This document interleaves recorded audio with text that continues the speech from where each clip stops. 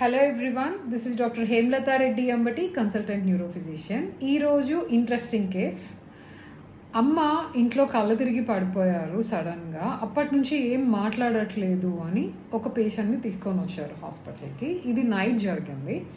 హాస్పిటల్కి వచ్చిన తర్వాత బేసిక్ టెస్ట్లు like electrolytes, sugar, ECG, echo, దాంతోపాటు బ్రెయిన్ స్కాన్, ఈ వర్కప్స్ అన్నీ చేసేసారు hospital staff.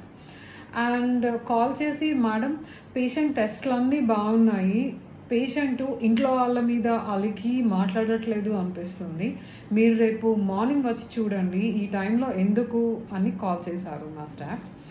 But I told, నేను ఒకసారి వచ్చి చూస్తాను అని. వెళ్ళి పేషెంట్ని ఎగ్జామినేషన్ చేసిన తర్వాత ఇమీడియట్గా నేను ఒక ఇంజెక్షన్ ఇచ్చాను. తర్వాత పేషెంట్ మామూలుగా మాట్లాడడం మొదలుపెట్టారు. ఎలా అంటున్నారా, ఇది hyper acute stroke. Actually brain stroke కాలు చేయి చచ్చులాగా కాకుండా మాట ఒక్కటి లేకపోతే చూపు ఒక్కటి ఇలా కూడా వస్తుంది. పేషెంట్కి మాటకు సంబంధించిన భాగంలో బ్రెయిన్ స్ట్రోక్ రావడం వల్ల పేషెంట్ మాట్లాడడానికి ఇబ్బంది పడ్డారు. ఆ క్లాట్ కరిగే ఆల్టప్లేజ్ ఇంజెక్షన్ ఇచ్చిన వెంటనే ఇమీడియట్గా మళ్ళీ మాట్లాడడం మొదలుపెట్టారు హాఫ్ అన్ అవర్కి.